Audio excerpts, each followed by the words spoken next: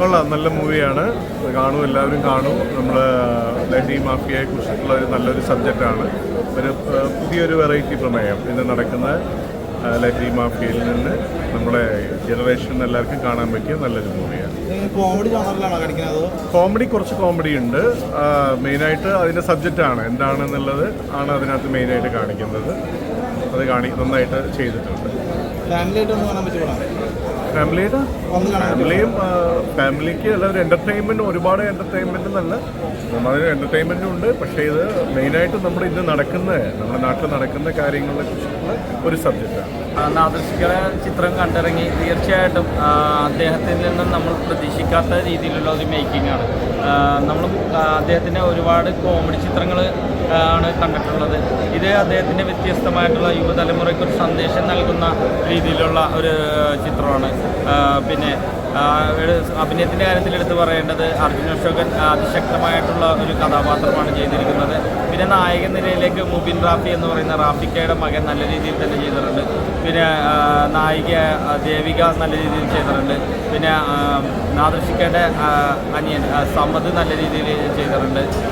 അങ്ങനെ ഒരുപാട് ആർട്ടിസ്റ്റുകളുണ്ട്. റാഫിക്ക നല്ല രീതിയിൽ ചെയ്തിട്ടുണ്ട്. പിന്നെ എടുത്തു പറയേണ്ടത് നമ്മുടെ റിയാസ് ഖാൻ്റെ ക്യാമിയോ റോള് പൊളിച്ചിട്ടുണ്ട്, നല്ല രീതിയിൽ വർക്കൗട്ടായിട്ടുണ്ട്.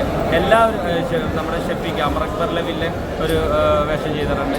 എല്ലാവരും അവരുടെ റോള് ഭംഗിയാക്കിയിട്ടുണ്ട്. തീർച്ചയായിട്ടും കുടുംബ പ്രേക്ഷകർക്ക് ഒത്തൊരുമിച്ച് കാണാൻ പറ്റിയൊരു നല്ല ചിത്രമാണ്. ഇത് റോംകോമും കൂടെ ഒരു ത്രില്ലറും കൂടി പറഞ്ഞു പോകുന്നുണ്ട്. മൊത്തത്തിലെല്ലാം കൊള്ളാം. പിന്നെ അർജുൻ അശോകനാണേലും പിന്നെ ഇതിൽ നമ്മുടെ പുതിയൊരു സ്റ്റാറാണ് മുബിനാണേലും അഭിനയിക്കുന്നത്. അപ്പോൾ പുള്ളി ഒരു ഫസ്റ്റ് മൂവി എന്നുള്ള ഇതിലേക്ക് നല്ലതായിട്ട് ചെയ്തിട്ടുണ്ട്. നല്ലൊരു എക്സ്പീരിയൻസ് ആയിരുന്നു.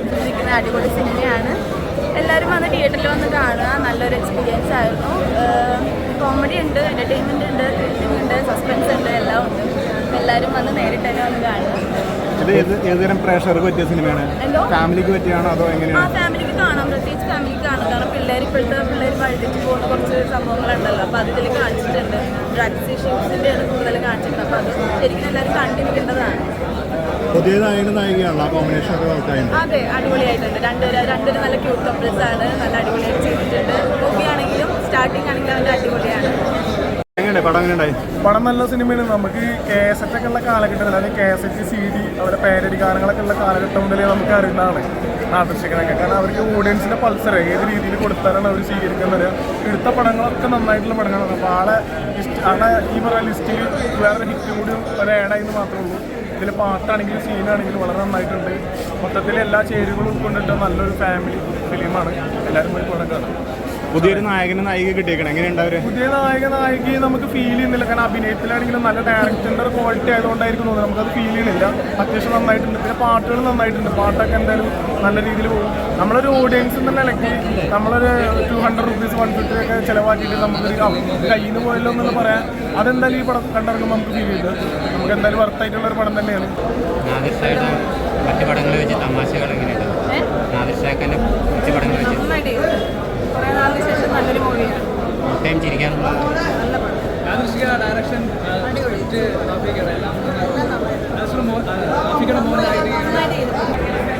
വൺസ് അപ്പോൺ എ ടൈം പടത്തിൻ്റെ പേര് കേട്ടപ്പോഴും അതായത് റാഫി നാദിർഷ കൂട്ടായിട്ട് വന്നപ്പോൾ ഞാൻ ഒരു കോമഡി പടം പ്രതീക്ഷിച്ചു. പക്ഷേ ഇത് കോമഡി പടമല്ല, ഇതൊരു ഇൻവെസ്റ്റിഗേഷൻ ത്രില്ലറായിട്ട് വന്നേക്കണേ. പിന്നെ സെക്കൻഡ് ഹാഫിലൊക്കെ ഇപ്പോൾ കുറച്ച് കോമഡിയും കാര്യങ്ങളൊക്കെ വന്നിട്ടുണ്ട്. അതേപോലെ തന്നെ ക്ലൈമാക്സ് ആയപ്പോൾ റിയാസ് ഖാൻ്റെ ഒരു അടിച്ച് കയറി വരുന്നുണ്ട്. പുള്ളി നല്ല രസമായിട്ട് കോമഡിയൊക്കെ ചെയ്തിട്ടുണ്ട്. അതായത് അത് തിയേറ്ററിൽ നിന്ന് കാണുമ്പോൾ അത് നമുക്ക് ആസ്വദിക്കാൻ പറ്റും. പിന്നെ ക്ലൈമാക്സിൽ രോമാഞ്ചത്തിൻ്റെ ഒരു റെഫറൻസ് അർജുൻ അശോകൻ കൊണ്ടുവന്നിട്ടുണ്ട്. ഒക്കെ രസമായിട്ട് വന്നിട്ടുണ്ട്. എന്തായാലും വർക്കബിളായിട്ട് എനിക്ക് തോന്നി. തിയേറ്ററിൽ കാണും.